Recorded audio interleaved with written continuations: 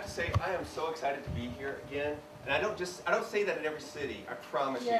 Las Vegas, y'all are always so darn nice to me, and I really, really have deep gratitude for it.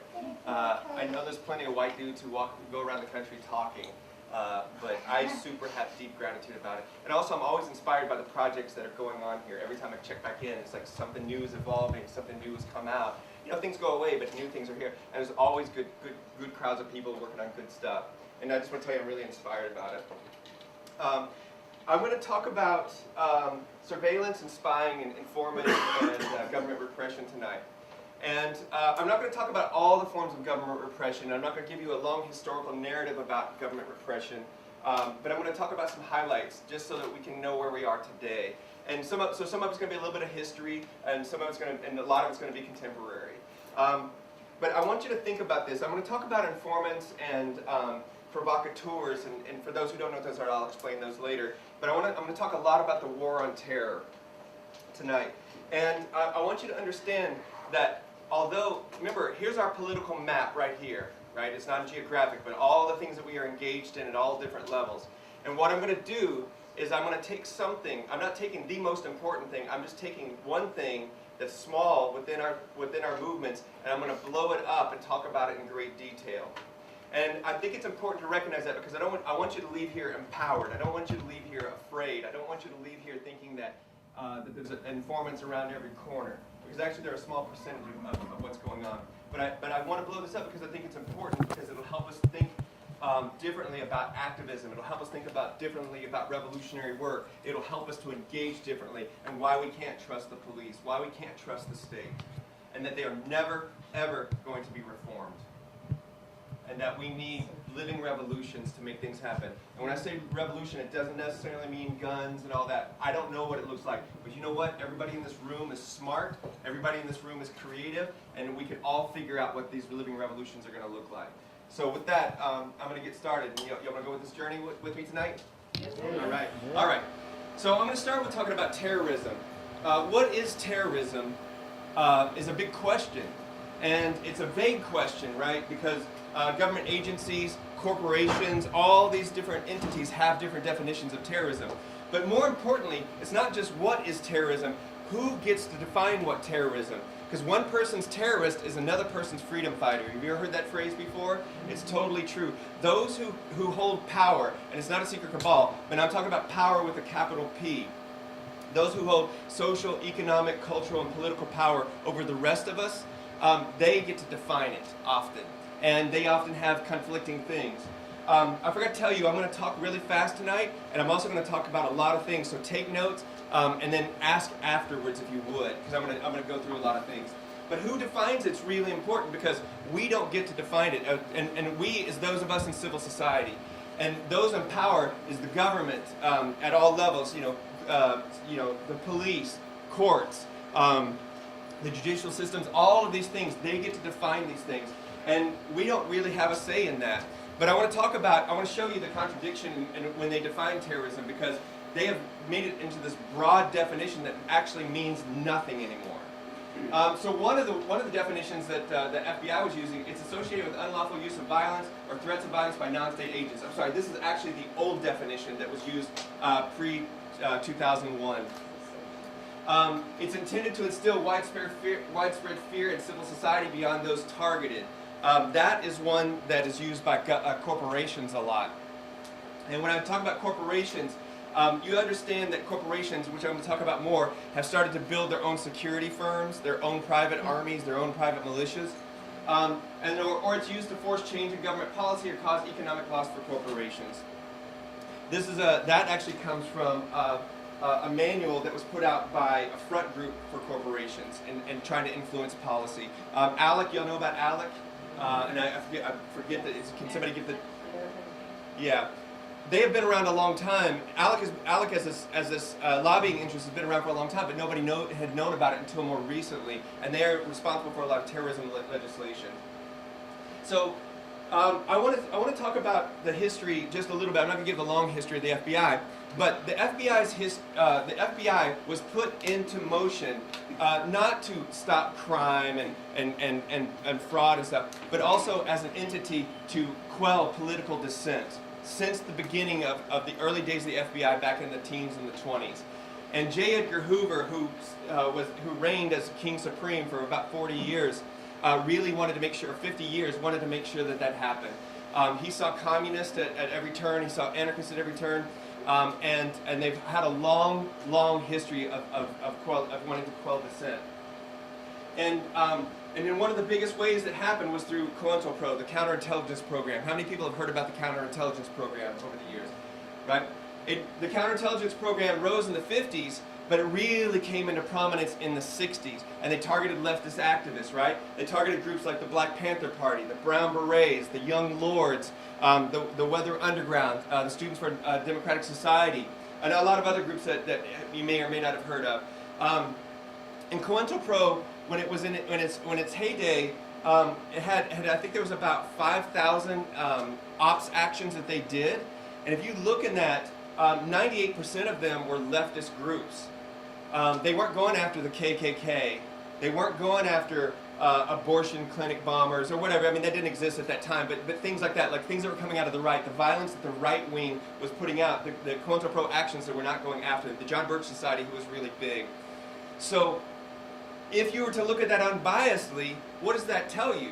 Is the main function of the FBI to be just and fair, or is it that they are targeting to stop political and social upheaval? And I would argue that it is. And through COINTELPRO, we talked about they targeted groups like the Black Panther Party, through assassination, through misinformation in the media and amongst groups to cause infighting. They did a bunch of things. Also, the American Indian movement was targeted heavily by this. And people actually died because of COINTELPRO, not just the assassinations, but internal fighting, because they would start fights with one group and another group, and they ended up in armed fights with each other. And so the Black Panther Party lost about 150 people to gun violence related to COINTELPRO. And the American Indian movement, I think the closest figure was from Jim Vanderwall's book, and I think it's about 200 people. And one of the most famous cases is this woman, Annie Mae Aquash. Do y'all know about her? She was a major AIM organizer. You never see her in the whole men lineup, because she was not allowed to be in the men lineup. But she was a major organizer, and she was killed on the reservation in about 1972, I think. And it went unsolved for a long time. But now they know that she was killed because they thought she was an informant, because the FBI planted a poison pill for that to happen. And so members of AIM, I don't know who it was, but they killed her. So that's the ways they work. It's whisper campaigns, and whisper campaigns continue today. Talked about the Young Lords and the Brown Berets. And so what also happened with COINTELPRO is we created a lot of political prisoners in the United States. Now, we don't recognize political prisoners in the United States. How many people know that we have political prisoners in the United States before I said that? Nice. Because they don't have that, because the U.S. government doesn't recognize freedom fighters, people who actually declare war on the United States, like the Black Liberation Army or the Weather Underground. Even though they follow the formal declarations of war and calling war, the state has power and doesn't recognize it. So they don't recognize political prisoners, people who actually took up arms against the state. And there was at one time about 150 people who in the United States who are political prisoners from the 60s and the 70s. Most of them have either died or have gotten out. Now we're down to, I think, about 100 people or so. I say most of them. A few of them have gotten out. And most of these people are serving life sentences without parole. And, the COINTELPRO came out, and then it was outed because great people, remember, like we love Anonymous, right? What Anonymous has done, what people like Chelsea Manning have done, Jeremy Hammond, people like that who are releasing information, Edward Snowden, right? Well, the first group to do that released all the FBI documents, and that's how we even knew COINTELPRO was going on, and that was a big thing. But we still had the legacy. And so after the FBI got caught red-handed, with killing, assassinating, and causing infighting and disruption and misdirection of all these organizations, they supposedly ended it after the church hearings in 1976. How many people really thought the FBI stopped doing that? Be honest. In all of this, you can always remember, how can you tell that the government is lying? How can you tell the corporate propaganda mouthpieces are lying? Their mouths are moving, right? If it's coming out of their mouth, I automatically go, you're lying. You're totally lying, and I have to sort it out. But we ended up with people like Marilyn Buck, who served, who was a white anti-imperialist who served a long time in prison. She was released about 2 weeks before she died. She actually served the last of her time in Fort Worth, Texas, very near where I was. She was a longtime freedom fighter. She was part of the Weather Underground. She helped release Assad Shakur, another political prisoner who was part of the Black Liberation Army, who now lives in Cuba, helped get her out of prison. And then the Angola Three, who I work with a lot, who are the subjects of this film that I talked about, who are the longest held people in solitary confinement in modern U.S. history, who have also been targeted by COINTELPRO while they organized the Black Panther chapter inside of Louisiana prison. The man in the middle won his Just Freedom after 29 years in solitary confinement and lives down the street from me. Herman Wallace won his Just Freedom last year and died 2 days later. It was heartbreaking. 41 years of solitary confinement, and he got out. And Albert Woodfox, we're working to free him now. And you should join the campaign for that. If you didn't know about political prisoners now, get on board. Amnesty recognizes these men as political prisoners in the United States, which never happens. There's only 2 other people that Amnesty International will recognize as political prisoners in the United States, and that would be Mumia Abu-Jamal and Leonard Peltier, because they don't want the politics of the state. They can't deal with it in the United States, so they don't. They often call them prisoners of conscience. They use all these these other words, but they recognize them as full-on political prisoners in the United States. So we move up to the 80s, and stuff was happening in Central America. The Sandinistas were going on. Things are jumping up in El Salvador and Nicaragua. All these people were fighting against power, U.S. imperialism, and infiltration was still happening. CISPAS, which was a huge Central American solidarity organization, was infiltrated all across the country. They were also targeted for disruptions. There was huge break-ins all around the country at many of their offices. In Dallas, Texas, where I lived, although I was not part of CISPAS at the time, they had an informant who was amongst them for 7 years, an FBI informant who was working to get information and cause disruption. And then we move up to the 90s, and again, this is after COINTELPRO's gone, right? The FBI is like, oh, everything's cool, we're not doing any of that stuff anymore. And they start to target groups like Earth First. Earth First was just doing tree sits. They were doing blockades to stop the destruction of the natural world. But they did advocate for property destruction. They called it monkey wrenching or sabotage. But you could not harm anybody, not human or non-human, and you could not threaten them. That was their code of ethics. But they were targeted for that. And in the 90s, Judy Berry and Daryl Cherney had a pipe bomb explode underneath the seat of their car. The FBI blamed them for it and charged them with the crime, while Judy Berry, whose pelvis was crushed because the bomb exploded underneath her, was in the hospital. Who bombed Judy Berry? Was it the FBI? Was it the corporations? Or was it them working hand in hand? We still don't know today. There's a new film out on it called Who Bombed Judy Berry, and I highly recommend it if you can find it. But again, it still continued, right? And then in the 90s, you start to see the FBI focus on 2 different groups: the environmental movement and the radical animal rights movements. Those started to become domestic priorities in the 90s, but you didn't hear about it that much. And that was largely corporation-driven, because groups were starting to affect the bottom line of corporations. In my own life, I was first visited by the FBI in 1999. I was a co-owner of an antique co-op, and they walked in front of all my business partners, and the FBI agent started to say, there had been a bunch of vandalism that happened at fur stores at night all across Dallas, and I'd been an animal rights activist since 1985. And it was the first time I'd ever heard somebody say the words animal rights and domestic terrorism at the same time.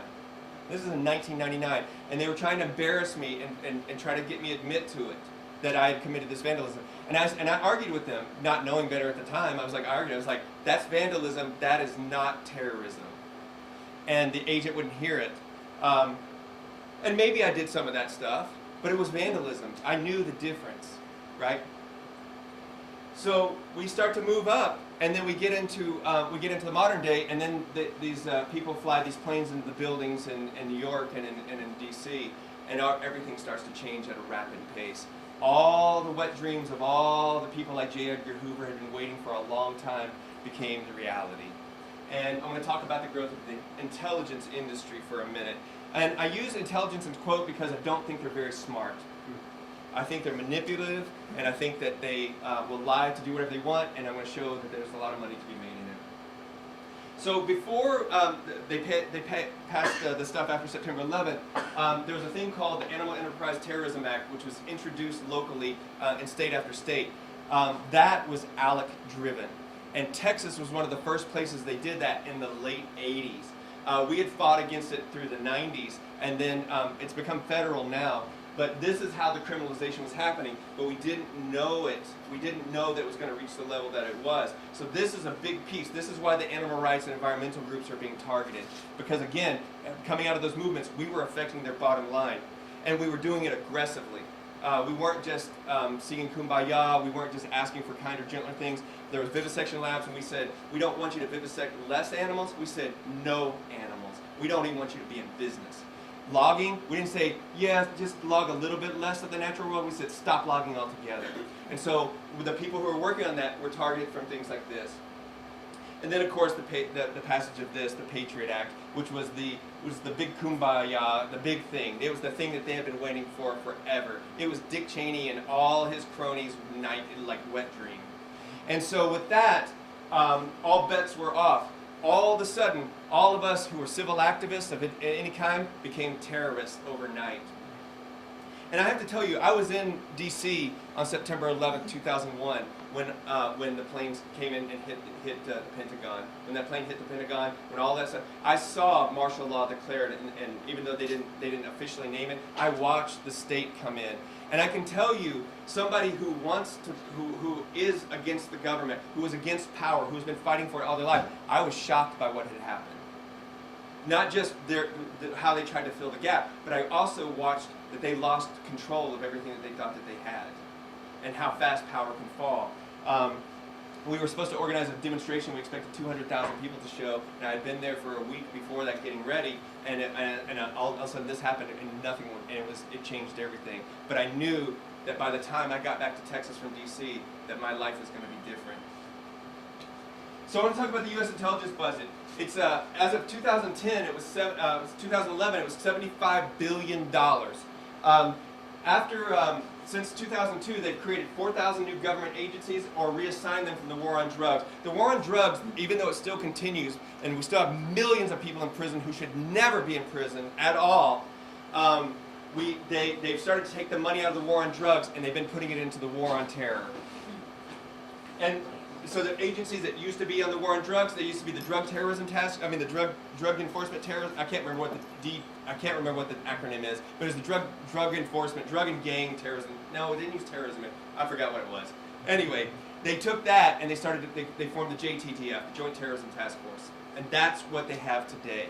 That is the people who are around. And what is the Joint Terrorism Task Force? That is the people who are working with local law enforcement. That's the city, the county, the state police, working with the FBI, working with the NSA, now that we know, sharing information. Now, it's not perfect, but that's what they're doing. And it's coordinated. So I'll talk about it a little bit more, but when I was targeted by the Joint Terrorism Task Force, so even the University of Texas Police were part of it. And so they did stakeouts in front of my house for about 4 years. They sat in front of my house, obviously, and I'll explain why they did that.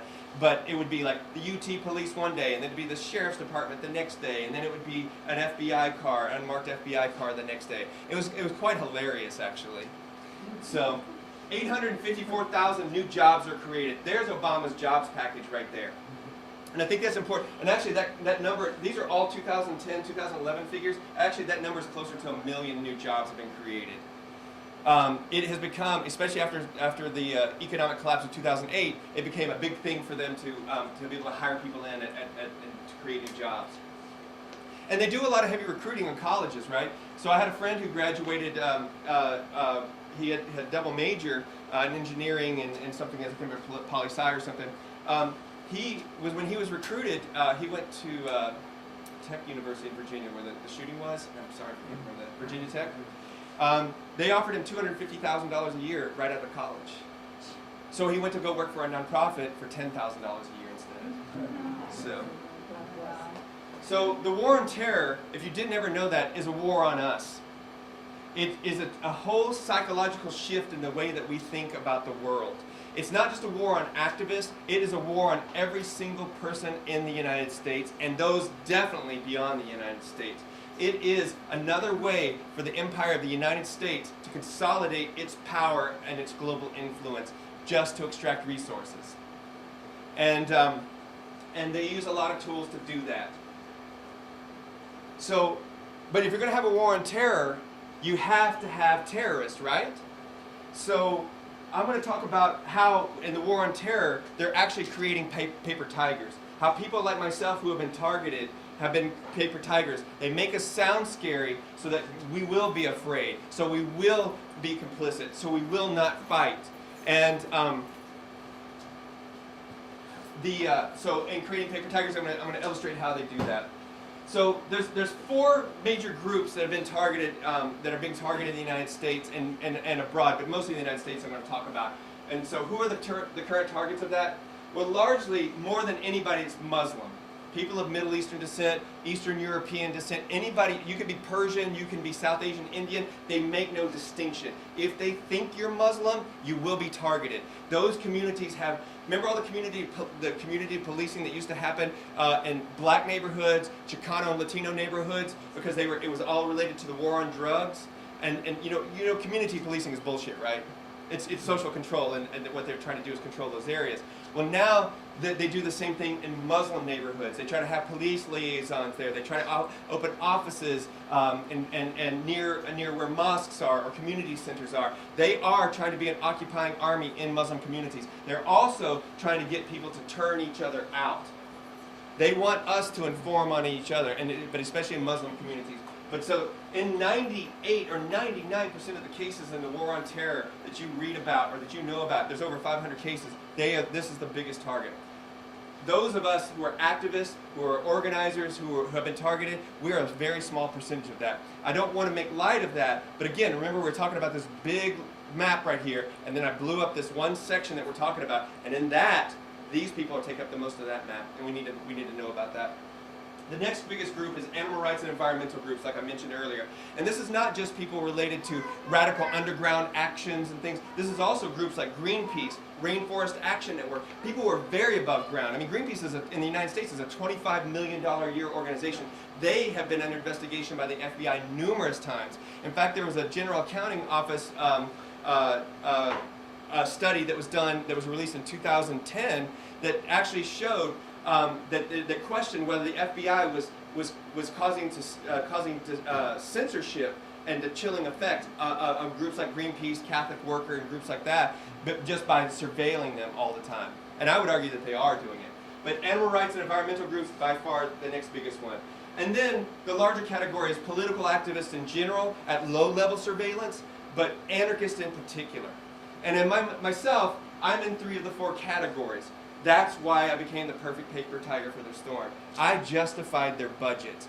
My friends justified their budgets. People we love, people that we know, people with big hearts justified their budgets, their power. And I want to talk about I'm going to talk about why they do these things, but remember that it's a revolving door. There is money to be made at every turn here.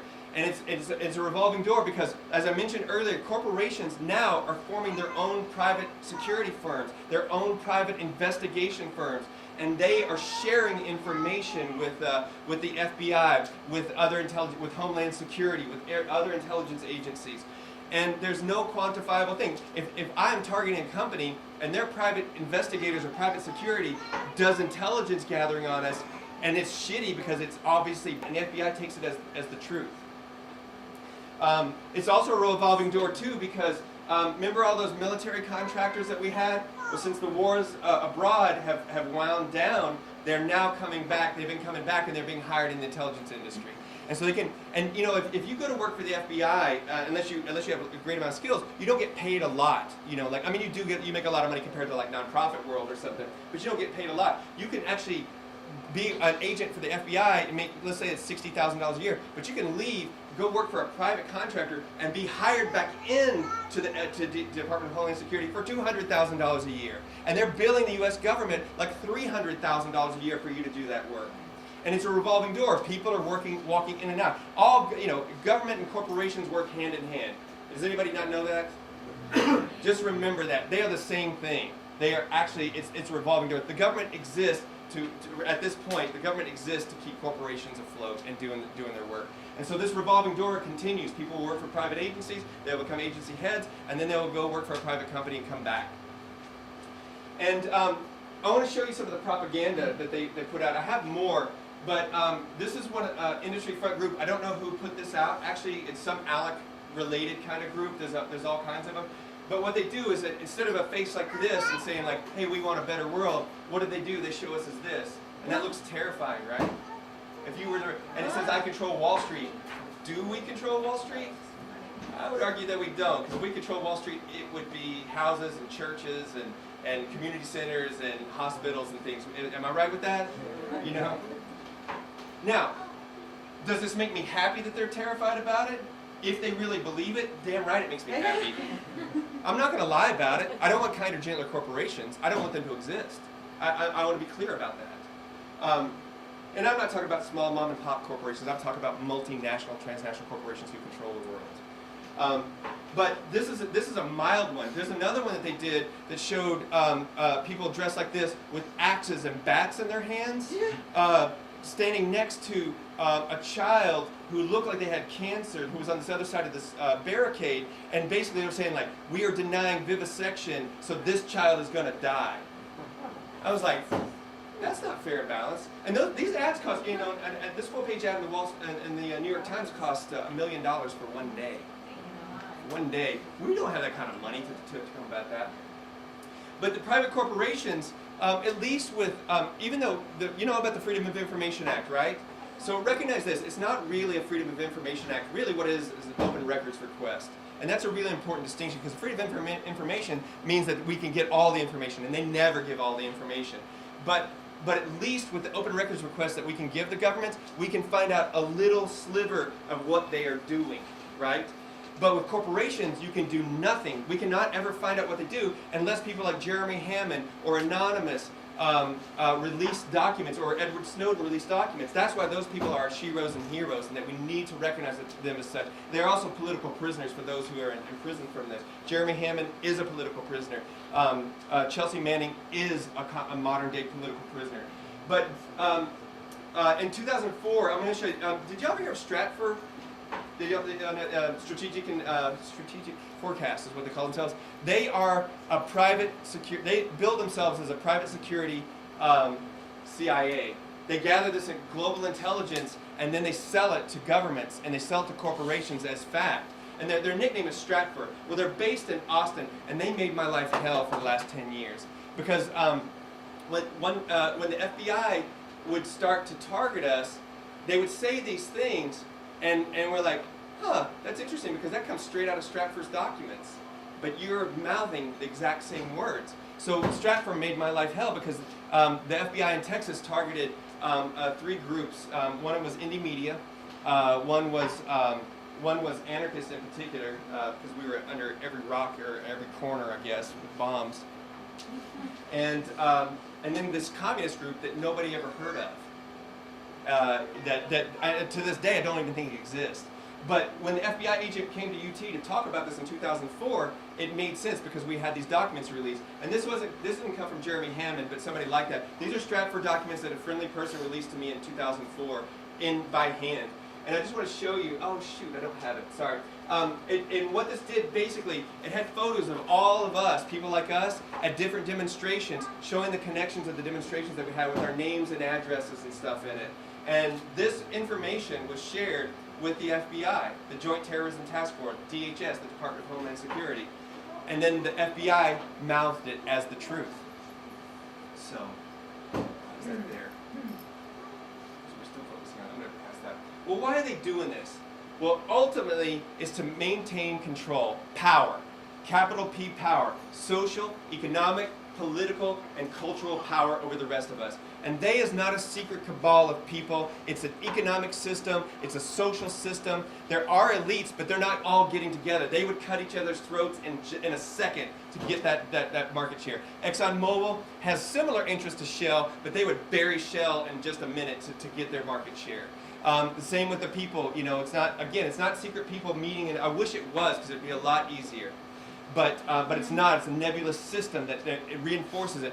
You know, our system, which we call capitalism, reinforces psychopathic and pathological behaviors in the name of money. We will destroy ourselves and the natural world so somebody can be rich. It's going to kill us all.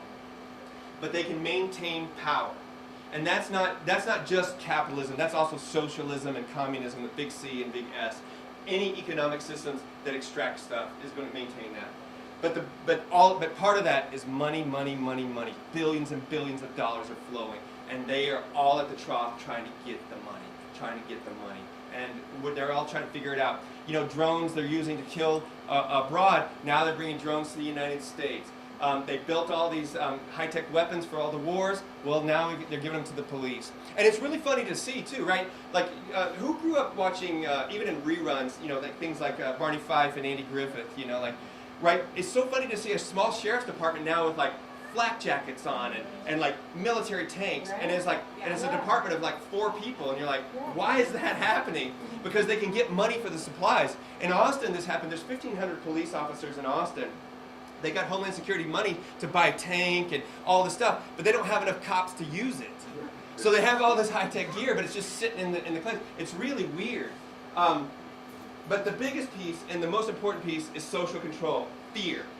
If we are afraid, we will not do anything. We will not resist. We will not rebel. We will not question anything. And they have already won social control. And the more we are afraid, the more that they can do whatever they want. And this is the biggest piece in all of this. But all of these are interrelated. It's not one separately, but this is the biggest one, especially in political communities. So I want to talk about some of the terrorism cases and what they revealed over the time. Are y'all with me still? We doing good? Yeah. I'm downloading a lot of information. So I was under investigation by the FBI for 10 years, about 10 years, from 1999 for sure to about 2008. I think it's still going on today, although they supposedly, I have pages that say they ended the investigation, but then I have 70 pages after that came a year later. And the reason that I have these is because we did, a nonprofit group did Freedom of Information Act requests for me in 2010. And you're like, well, why did they do that? Well, because a couple of reasons. One, in 2008, 2 friends of mine built Molotov cocktails that they were going to destroy cop cars with that no cops were in. Whether it was a good idea or not, that's what they did. But they changed their mind. And there were 7 people who had gone with them to the Republican National Convention in 2008. And it turned out one of them was an informant, and that man's name was Brandon Darby. And he'd been a friend of mine since 2002. He'd also tried to get me to burn down a bookstore in 2006 in Austin. And I didn't want to do it because I thought it was stupid. There are things I think that are appropriate to do. That was not on the list of things to do, especially at that time of my life. And so I'd been, remember I talked about the Angola 3 earlier, right? So another piece that happened was in 2006, I had been visiting Herman Wallace in prison for 5 years. I'd drive 8 or 10 hours to go visit him in prison because it was important because he's in solitary confinement. And in 2006, I was unceremoniously kicked off of his list. And the letter said, due to information received from outside law enforcement, Herman Wallace was going to have, 2 months later, was going to have the first appeal hearing he'd had since 1973 when he was originally convicted. This was a big deal. And I was going to go to it. I did a lot of promoting for it because I was on the Angola 3 support committee. But I decided not to go because I was working and there was just no way I could make it. So my partner and a bunch of people went, but also a SWAT team showed up there.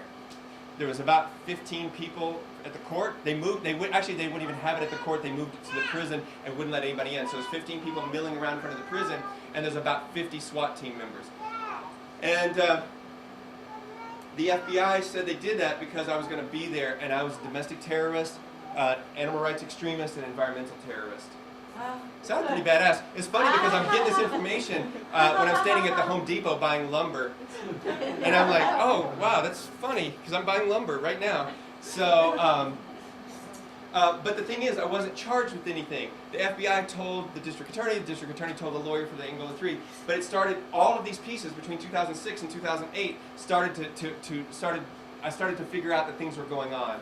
And also, I had trouble flying from 2004 to 2006. I stopped flying in 2006 until 2011. I didn't fly because I couldn't get on planes. It was too difficult. I would be interrogated for 2 hours before things. I'd miss connecting flights. The look of terror when the person at the thing would they type it in, they'd go like, let me call somebody. I'm like, it's fine. It says I'm a terrorist. I'm not a terrorist. They're like, I got to call somebody. But then I would have to go and talk to somebody for a long time, and it just got too much. And I had post-traumatic stress from New Orleans, which if you read this book, you can find out why. All of these pieces were happening. Plus, in front of my house, from 2004 to about 2007, I had all these cars sitting in front of my house. And at first it was funny. And then it got annoying, and then it was funny, and then it was like, let's just ignore them, right? And it was all different ones, and like some of it I thought it was connection with it. I live in a at the time it was a marginal neighborhood. Now it's gentrified, but it was a marginal neighborhood, so some of it could have been the drug, drug related, police going to stop something, but often it wasn't. And the reason that they do that is not really to observe things. Because somebody's pulling in $60,000 or $80,000 working for the FBI doing that. And you know what the guy from the FBI did? He talked on his phone for 3 or 4 hours the whole time. And he wasn't even concerned about what they were doing with me. And think about this. Like, I saw the reports that they wrote, and they're like, white male, shirtless, working in garden in front yard. White male, rides off on his bicycle, heads easterly direction. I mean, somebody's pulling in $60,000, $80,000, $100,000 to write these incredible reports.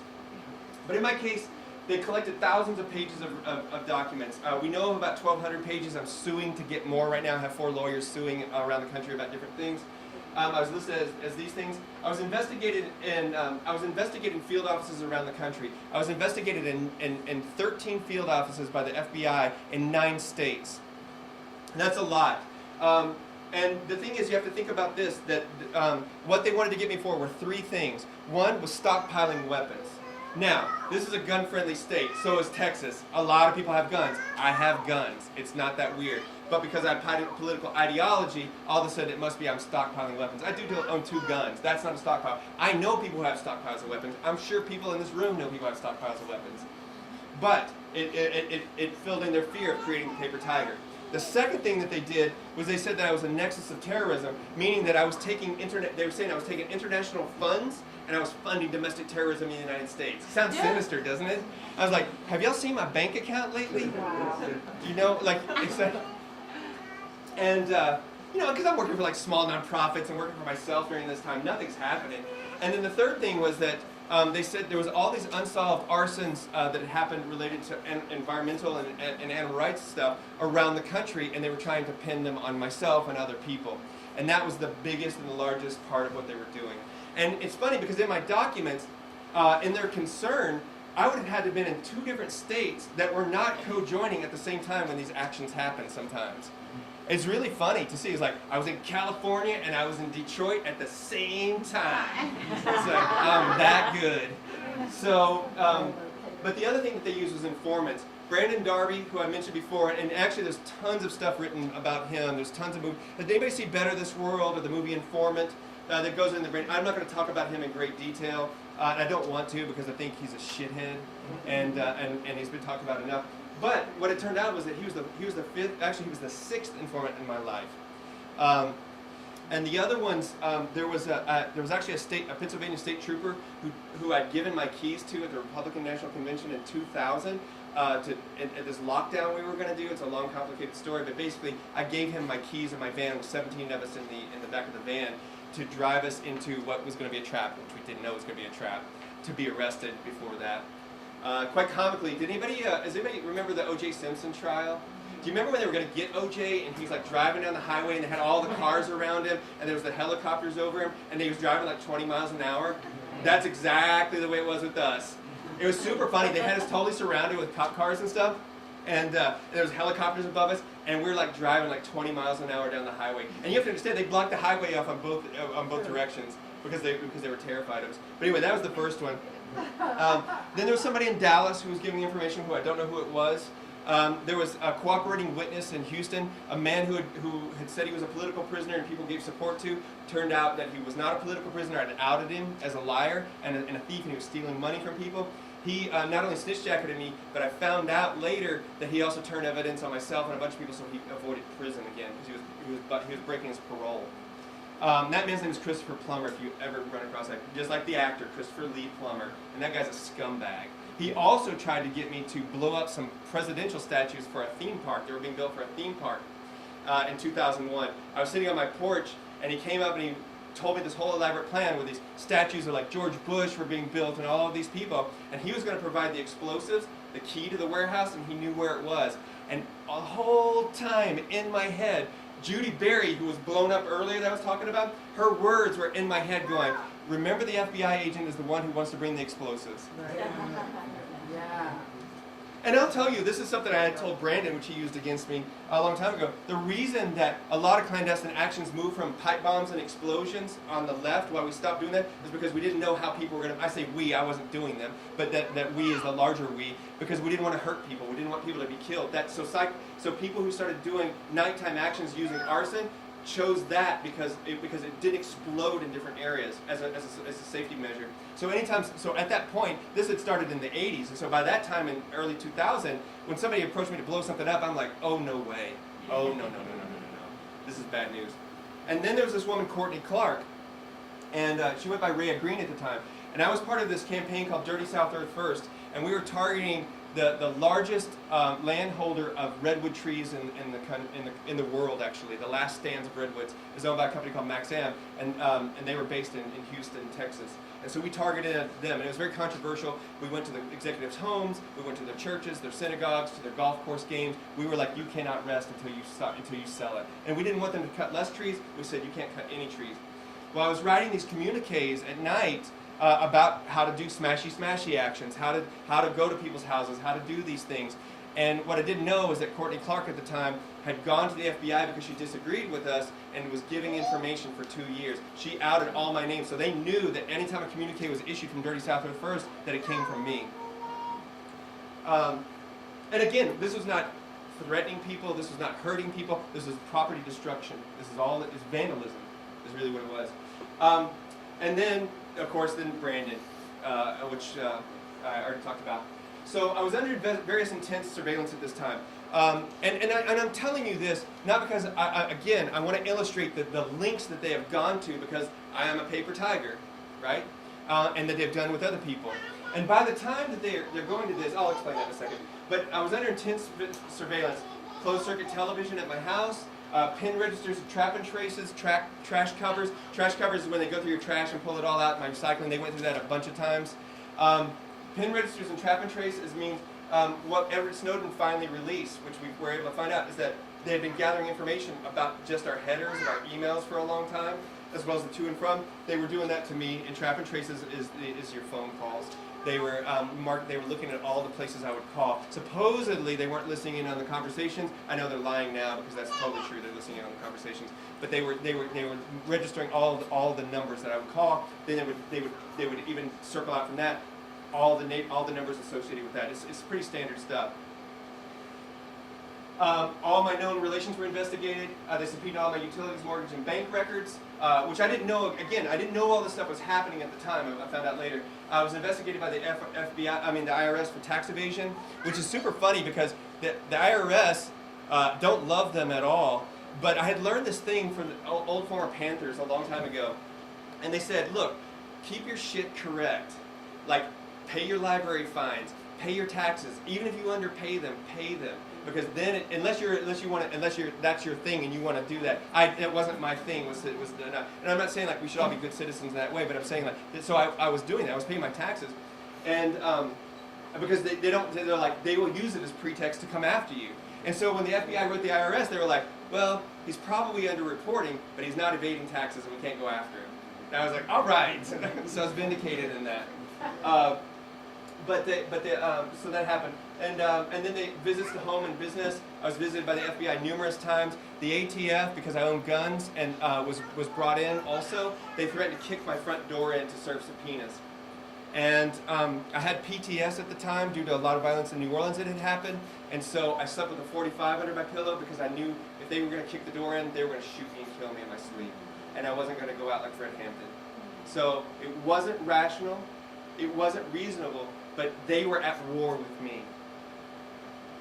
Now, later, somebody had the great idea. They're like, why don't you just have a camera? I was like, oh, okay. So I put my gun away, and I kept a camera with me all the time. Then I also got lawyers who helped me. And my lawyers, the lawyers all powered up. I had 4 lawyers, and they were like, my lead lawyer was like, if they kick your door in, call the media first, then call me, and we'll all be there. And I was like, okay. So I felt safe. I told you I was randomly selected and searched all the time. Information was shared between private security and state agencies like I talked about earlier. And again, I'm telling you this not to have the great man theory or to show you how great I am, but again to illustrate the depths that they have gone to get people. And I'm lucky because I'm a white male who talks fast and I didn't go to prison. That's the only thing they almost killed me in New Orleans. Not once, not twice, 3 times, 4 times. They almost killed me when I actually thought I was going to die. And they haven't been able to put me in prison yet.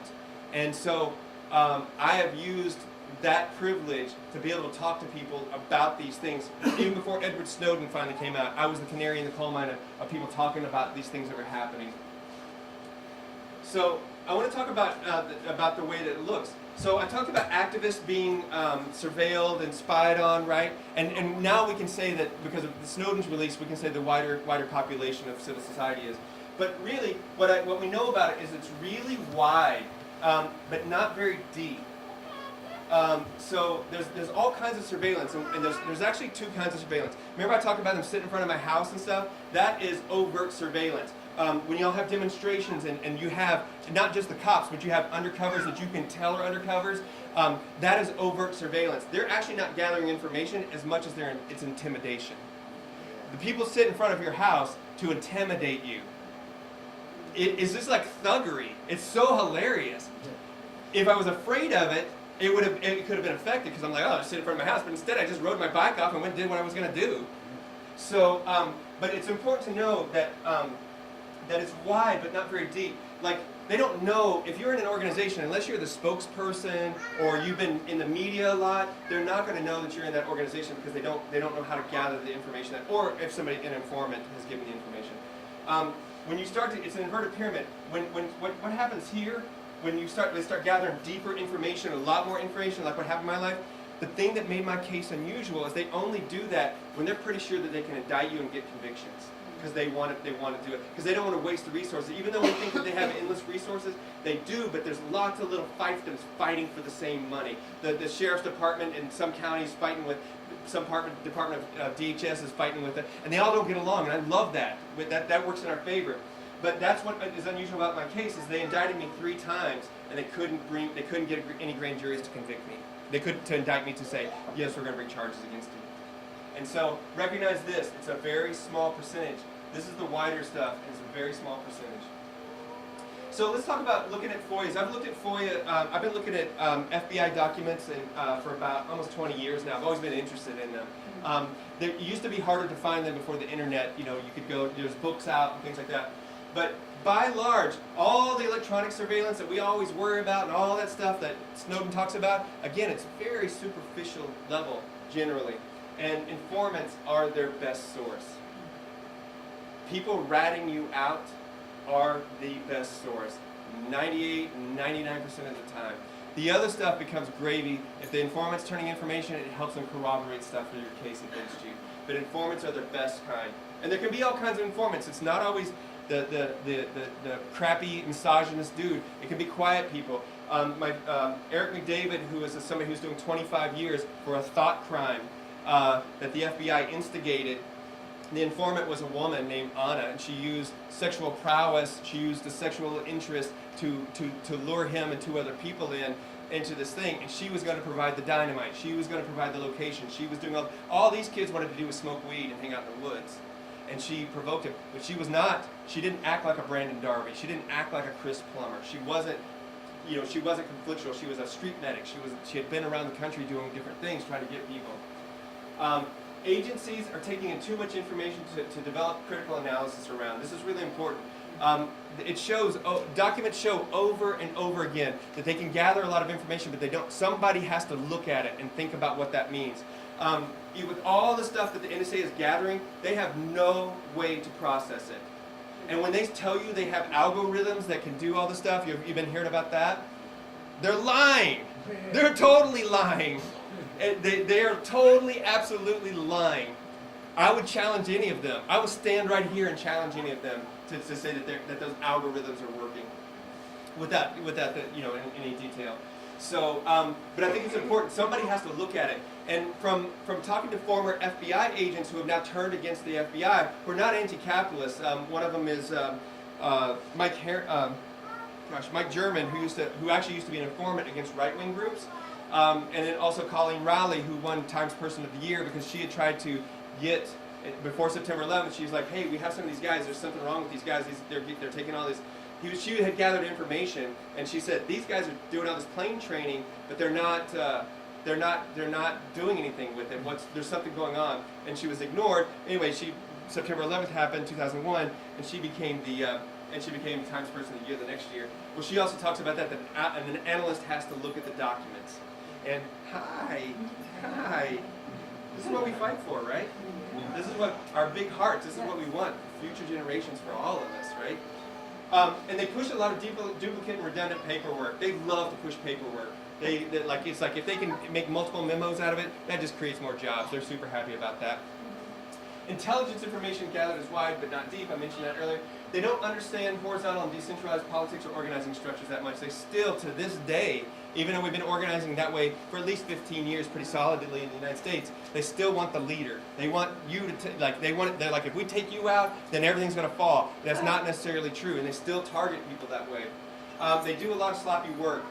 In my documents, so I'll tell you, my partner and I have been together for 25 years now. We've been arrested together numerous times. We've been, like all long-term partnerships, we've been through a lot of things.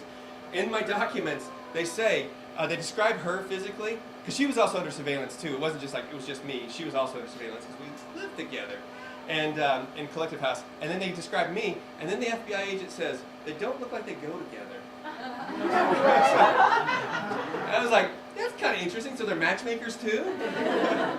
So, and then another thing is that man Robert King I talked to you about. After he got out of prison from Angola after 29 years, after when he was just freedom, he is an international spokesperson. He has been in the media hundreds of times. He's been on all the major outlets, like over and over again. And he always talked about being in prison at Angola, how he was a political prisoner, all this. And the FBI in their documents said, this man, Robert Hillary King, says that he was in prison, but we could find no information on that. Move forward in 2 years, they figured it out finally. It took them 2 years to figure it out. This guy, I mean, like, he wasn't like in some weird prison that nobody ever heard of. It was Angola prison, which is like a notorious prison in the United States. I was like, just call somebody and ask them. And so it was things like that, but there's lots of it. And I make light of it, but the question I had is that, are they gathering bad information? Which I definitely think they're doing, or are they also propagating bad information to go with the narrative that they said? Because one of the things that they said often, over and over again, was that I'm armed and dangerous. That was a narrative, and I had a predicate for violence. That started in 2001. The first document I can see says I have a predicate for violence. Now, you have to understand, I have never, ever been charged with a violent crime, ever. Not domestic abuse, never fist fights, never been charged with it. Not alone convicted. So how can they say I have a predicate for violence? A predicate for violence means that you have been charged with violence or been convicted of violence before, and armed and dangerous. Well, I own guns, but I don't carry them. I don't wave them around. I'm not running people off out with guns. So they started that, but that narrative snowballed as it moved on in the years. They said scarier and scarier things about me. Now, did they do it because it's propaganda and it reinforces it, or is it because they believe it? I still don't know to this day, because my documents are so heavily redacted, and maybe we'll never know. So they do sloppy work. And even with their vast resources, the other thing is we always look at the government or the state or power as this one big entity. They are not. They're competing, petty agencies. Imagine all the infighting that happens amongst any of our groups or with our communities, with our families and stuff. Well, why would they be removed from that? You know, they have the same things, power struggles, they have the same things, and that stuff works in our favor. And I think that if we can think about it as the state is not one big entity, but is actually multiple networks of entities that aren't always working together, that works in our favor. Not every state agency is going to turn over information to the FBI unless they are compelled to, because they feel like there's something's going to happen. So, okay. So now on to this part. What can we do about this? Well, the first thing I will say, can I say this? Read this with me. Don't be afraid. Right? Because if we are afraid, they have already won. And you know what? I'm not ready to lie down and give up. And I don't think any of us should. And there's only two things that they can really do to us. Two really big things. One, and they're horrible, is to kill us or to put us in prison. And some of us aren't going to make it. And that's going to be okay. Some of us are going to make it, but if we really want to challenge these structures, we really want to end patriarchy, we want to end racism, sexism, and the economic systems that reinforce these things, then we are going to have to fight. And we can't be afraid. And it doesn't mean it's all struggle, it's all over. It's whatever it means that you can do. Everybody by their own means what they can do. Because if we give in, they've already won. The second thing is the counterintelligence complex is a large, bloated, and inefficient bureaucracy. That works to our favor. It's a giant behemoth, right? But we can put little chinks in the armor to do things. Edward Snowden put a giant chink in their armor. And I think that's a really big thing to say. But we must continue to pick away at the shells. Our worst fears, the things that we fear the most, only happen to a small selected group of people because we become the examples. If I was to give up and roll over and say I'm done with it, and I don't blame people who do that, then that I become an example. If I'm not standing here saying, look, we can still fight, we can still create, we can still do these things, then how would you know that? Because you're like, oh, well, they just take us out. But it only happens to a small number of us. In the war on terror, white activists who have gone to prison only numbers about 25. And I'm going to tell you that not to diminish that. There's friends of mine who I love dearly who should never, ever have gone to prison. And it makes me angry that they went to prison for vandalism, basically. Or thinking about vandalism, to stop corporations, to stop the state. But it's only 25. There's more of us in this room. There's more of us in this city. There's more of us in city after city. There's more organized. There's tens of thousands, hundreds of thousands of us, people just like you who are doing these things. So that's a small example. But if they can make examples, if my friends can do 7 years, 3 years, 25 years, then we will all stop doing those things. So in all of this, we must remain calm. When our friends are being grand juried, when the police are starting to use harassing tactics, not just on street demonstrations, but going to people's homes and things like that. And you have to understand that when all of this was happening, not only did I have to deal with FBI and Joint Terrorism Task Force, the governor's mansion in Texas burned down from a Molotov cocktail 2 months before the Republican National Convention. I lived 10 blocks from there. They came to my house all the time. They came to my workplace. They came to Treasure City Thrift, this organization that I helped start, all the time. Not just mine, but other people, because they knew anarchists were behind it. They only gave up one name, Brandon Darby. Over and over again, that's what everybody said. They're like, we know you have a beef with that guy. I'm like, you can take it or leave it. That's all you get, Brandon Darby. But I got to remain calm. And I can tell you, I have been terrified. You don't sleep with a pillow, with a gun under your pillow if you're not terrified. You don't, like I have been terrified. I have been scared. It's not all machismo and tough. It has been terrifying, and it's knocked me down. It's knocked the wind out of my sails. PTS was real. And luckily, I've gotten over it through therapy and being able to talk about things. But in our day-to-day, in our longer term, we must remain calm in this. We have to remain calm. And because if we're afraid, we start to make bad decisions about it. So, I'm going to move on to this. So, I talked a lot about former political prisoners and political prisoners. There's a lot of them. Get out there and support them. Reach out with solidarity. Reach out and support those who have been targeted or in prison, even if you disagree. When Brad and David were picked up in the Republican National Convention in 2008, I was furious at them. because what they did was they endangered not just themselves, not just the other friends of ours who were in Minneapolis with them, but also those of us in Texas, because grand jury subpoenas started to show up at all of our doors. The FBI started to show up at all of our doors because we reinforced the narrative of what they had. But even though I privately disagreed with them, and many of us were angry at them, they had gone to prison. They were on their way to prison. They were being charged as terrorists. And so we put on a public campaign to fight for them. And this happens a lot. No revolutionary action is ever clear and decisive. It's always messy. But we must publicly support them. And anybody who's going to prison, support them. Support them. There's a lot of, thank you, it's true. Support the Chelsea Mannings, the Jeremy Hammonds, and the people that you never heard of, the Jaleel Montapines, who's serving 41 years, the Albert Wood Foxes, the Marie Mason. I have information on Marie Mason. This woman's husband turned informant on her, and she has 25 years for tree spiking. And luckily, her bastard husband, who turned informant, and like not just gave information in a cooperating witness way, he turned informant and gathered information on people as a snitch. Luckily, he got 17 years too, and I'm super happy about that. If we're gonna have justice, it needs to be justice for everybody. And so, but Marie Mason is in Fort Worth, Texas. She's isolated out there. Give her support. Write her a letter. She's a beautiful woman. She has 2 kids. She's in her 40s. She has 2 kids that are being raised without her, and without her husband too, who's a jerk anyway. And she's a songwriter. Support these people. Look into political prisoners. You can find out from the Jericho movement, the anarchist Black Cross. These are both groups that support political prisoners. Support them. Practice appropriate security culture. So who knows what the idea of security culture is? Raise your hand if you even heard of that term.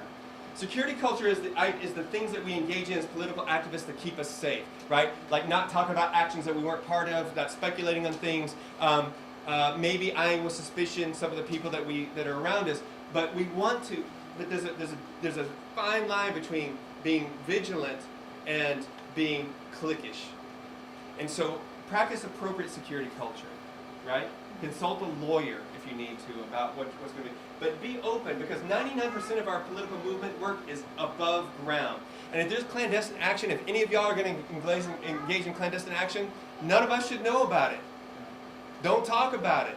And don't ask anybody about it. But be open. We should be open. If we want to transform people, and we want civil society to transform, then we need to be open to that. We need to show our emergency hearts and show what we want to do. And don't let the state divide us. Again, if you disagree with tactics or disagree with this ideology, if it's not detrimental to you, don't let the state divide you on it. There's plenty of oppression. There's plenty of exploitation going on. We can fight it in all our different ways. And so don't let the state divide us. Don't let them ever turn us into good protesters, bad protesters. It's not true. If somebody engages in property destruction and you don't agree with it and it's not endangering you, don't denounce them publicly. Right? Even if you have ideological differences, take them aside, have a conversation about it, have a community-wide discussion about it, but figure it out. And if you engage in property destruction, don't be a jerk. Like, recognize what you're doing and think about the time and the place that you engage in that and the people that might be affected by that. And recognize this, we can't spend our time spotting the informant, thinking about who's the informant. Is it you? Is it you? Is it you? Is it you? Because then we stop focusing on the real stuff. If people are acting bad in your groups, kick their ass out. And I'm not talking about on the first sign that somebody is egregious, because I don't think we need to call people out. I think we need to bring people along. But if they refuse to come along over and over again, they seem dangerous to the people in the group, then kick them out. Bad behavior is bad behavior. We don't have to have a big tent that everybody gets into. We don't all have to be in the same boat. We can all be in multiple boats. And so kick people out. And don't believe the hype. Before the Edward Snowden stuff, we were always worried about the state. But I mean, Facebook and Apple and Twitter, they all know way more about us than that, and their algorithms actually work to a degree. So, and then on the local level, attend and conduct Know Your Rights trainings. Are y'all doing those here? Start doing those. It's really important. Know Your Rights trainings are really, really important basic stuff for people to know. Like it's simple ideas, like if the police come to your door, to not talk to them unless they have a warrant, to not let them inside your house, not let them see inside your house, not give them any information, and to practice those things, not only to know them, but to actually practice them. And this is not just political, this is anytime. Anytime the police ever come to my house, I walk out the door and I shut it behind my back, because I don't want them to, because it's probable cause. They're like, oh, that looks, I wanted to tell the story, because I couldn't do it, I couldn't sue the FBI, because I didn't lose employment, I didn't lose schooling. So what I wanted to do was work with the media to make the FBI look bad. So I started working with the New York Times. I worked with the Times, this guy from the Times, for 9 months on this article. And the only thing, there's 3 things I wanted out. I was very clear about my objectives. I wanted them to make anarchy look like, the ideas of anarchy to look like reasonable and rational, and I wanted myself to look reasonable and rational, and I wanted the FBI to look stupid. Those are my 3 asks in the article, and they made me sign an exclusive contract with it. But I helped sculpt this article with the Times. Now that guy wasn't on my side, but he was friendly enough to it. Now, and then it became on the front page of the New York Times, and that the FBI shit a brick because they didn't know what to do. They had no PR campaign ready to counter it. And I've been on the attack with it. It's something I use. And I understand that everybody can't do that, but we should use the media. Use the media to tell the stories you want. Don't let the state, don't let the police control the narrative. We can control our own narrative, not just online, but everywhere. And so make sure to use that. And I think I want to finish with that. Keep organizing for liberation. At every step, at everything, we should always organize for liberation. We don't want just rights under this power structure. We want liberation. I want liberation for everybody. Humans, non-human, and the natural world. I'm going to end it here. Don't give in, don't give up. Resist, rebel, create, and build, because it's going to take all of us to do it. Thank you.